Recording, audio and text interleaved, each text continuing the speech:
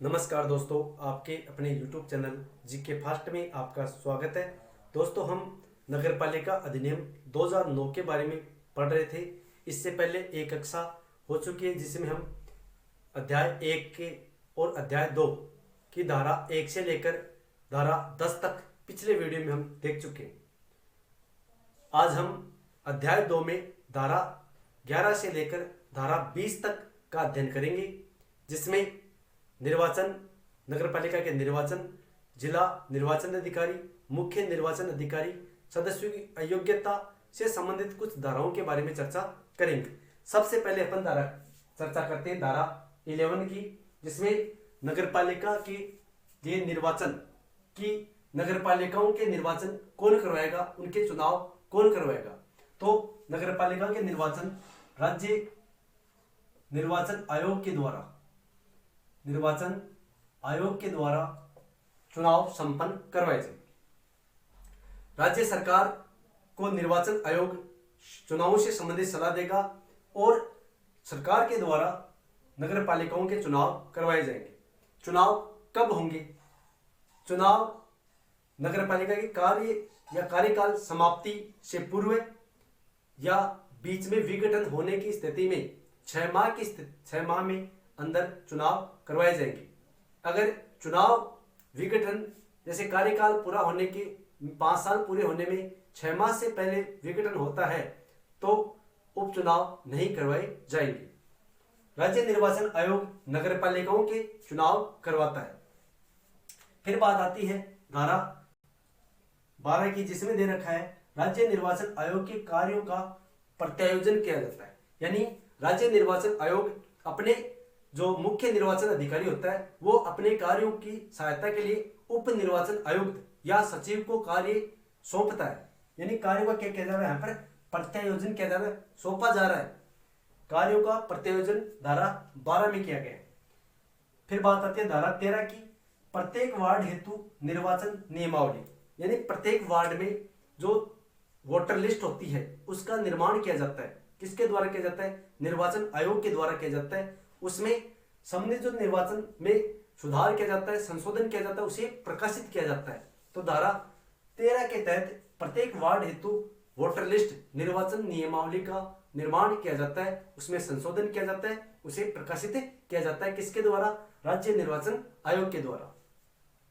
फिर बात आती है धारा 14 की, जिसमें दे रखा है निर्वाचन नियमावली में रजिस्ट्रेशन की योग्यता व अयोग्यता कि निर्वाचन जो वोटर लिस्ट होती है, नियमावली होती है, उसमें शामिल होने के लिए क्या योग्यता होती है और क्या अयोग्यता होती है।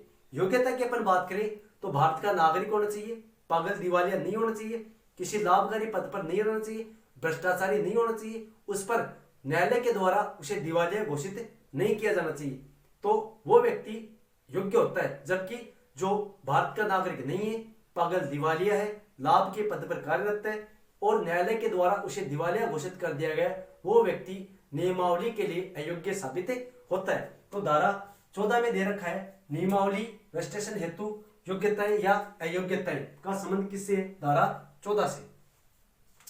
फिर बात आती है धारा 15 की। धारा 15 में मिथ्या या झूठी घोषणा करना।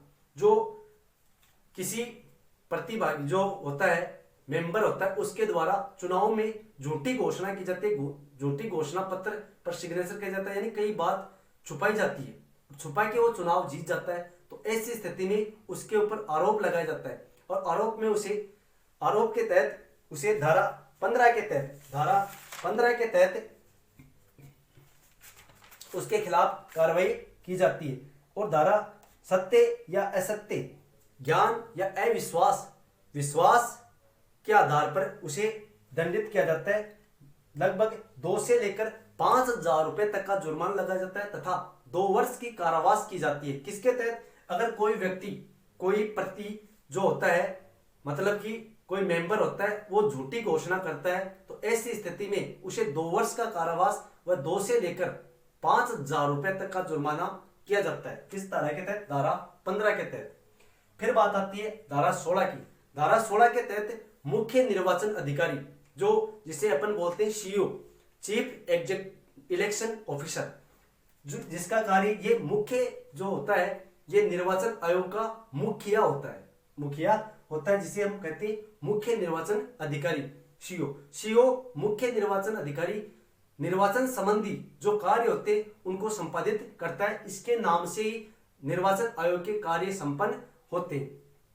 फिर बात आती है धारा 17 की। धारा 17 के तहत जिला निर्वाचन अधिकारी यानी डीओ, जो मुख्य निर्वाचन अधिकारी होता है, उसमें कार्यों की, जो जिले में कार्य होते हैं उनको संपादित करने, निर्वाचन से संबंधित जो जिले में कार्य होते हैं उनको संपादित करने के लिए जिले में डीओ की नियुक्ति की जाती है। डीओ की नियुक्ति राज्य सरकार के द्वारा की जाती है। यह जिला में जो चुनाव संबंधी कार्य होते हैं वो जिला निर्वाचन अधिकारी के नाम से संपन्न होते हैं। जिला निर्वाचन अधिकारी मुख्य निर्वाचन अधिकारी के कार्यों में सहायता करता है। फिर बात आती है धारा 18 की। धारा 18 के तहत स्थानीय जो अधिकारी होते हैं, पदाधिकारी होते हैं, उनके कर्मचारीगण उपलब्ध करवाना। चुनाव में जैसे चुनाव होते हैं उसमें चुनाव को संपन्न करवाने के लिए कर्मचारी चुनाव आयोग को उपलब्ध करवाए जाते हैं। किसके द्वारा? स्थानीय पदाधिकारियों। जैसे जो निर्वाचन आयोग, जैसे चुनाव होता है, पोलिंग बूथ होता है, उसमें स्थानीय पदाधिकारियों के द्वारा कर्मचारीगण उपलब्ध करवाए जाते हैं जो चुनाव संपन्न करवाते हैं। फिर बात आती है धारा 19 की।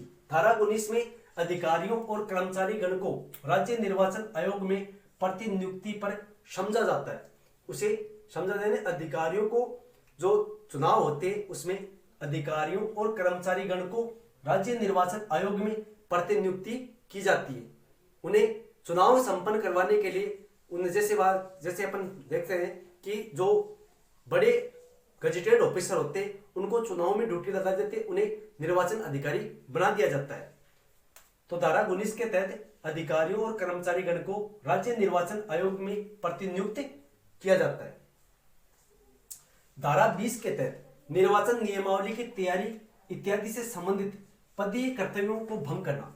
अगर कोई व्यक्ति नियमावली की तैयारी करने इत्यादि संबंधित जो पदीय कर्तव्य होते हैं उनको भंग करता है, उनका उल्लंघन करता है, तो ऐसी स्थिति में उनके खिलाफ कार्रवाई की जाती है और उसे 3 माह से लेकर 2 वर्ष तक का कारावास दिया जाता है तथा 1000 रुपए से लेकर 2000 रुपए तक का जुर्माना लगाया जाता है। किसके तहत? धारा 20 के तहत। यानी जो निर्वाचन नियमावली होती है, चुनाव नियमावली होती है, उसके जो कर्तव्य होते हैं उनको कर्तव्यों को भंग करता है तो उन्हें 3 माह से लेकर 2 वर्ष तक की कारावास तथा 1000 रुपए से लेकर 2000 रुपए का जुर्माना लगाया जाता है। तो ये धारा 11 से लेकर हमने धारा 20 तक अध्ययन कर लिया है।